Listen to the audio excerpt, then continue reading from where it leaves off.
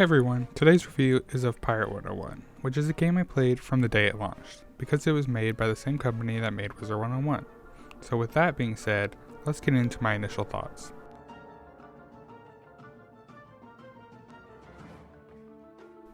I had wanted to play the game from the moment it was announced because I was at the peak of my enjoyment from Wizard101 and this game was going to be newer and have better graphics.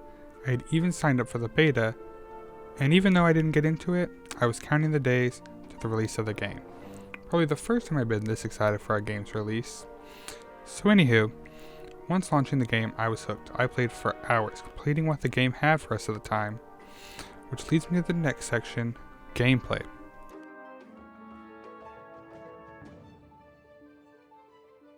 The gameplay is really quite fun and is very different from Wizard101. While it is still turn-based, this time it's like a chess or checkers game rather than a card game. You use these NPCs you gather throughout the game, called companions, to craft a team of yourself and up to 3 others to battle the enemies in the game. The fact that you customize your team and even what you specialize in battle makes the gameplay infinitely more fun than Wizard101.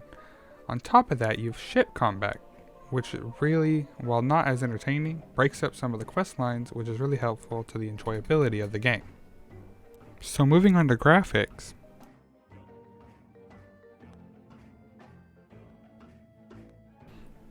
While this still isn't a 4K game and such, it is a step up from Wizard101. The skyways, of which you fly through, yep, this all takes place in the sky, and the ships look really good in my opinion. While I'm sure if I took off my nostalgia glasses, it wouldn't be impressive. But hey, I'm going to keep the glasses on. Next up is the story.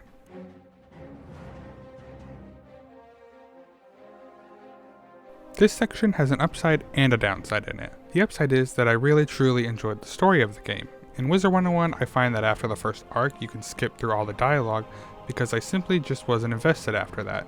However, here, I was very invested in the story all the way through, until the end. In the end, when the developers knew full well that they wouldn't be able to update the game anymore. Tangent alert, Pirate101 wasn't as popular as Wizard101, so the updates ranged from slow to never. The last big update had about 3-year gap between it and the last one. As a comparison, Wizard101 gets a world about every other year. Tangent over.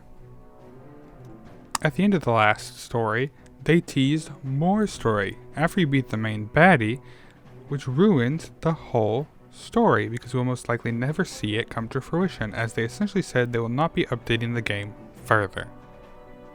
Which leads to finally talking about replayability.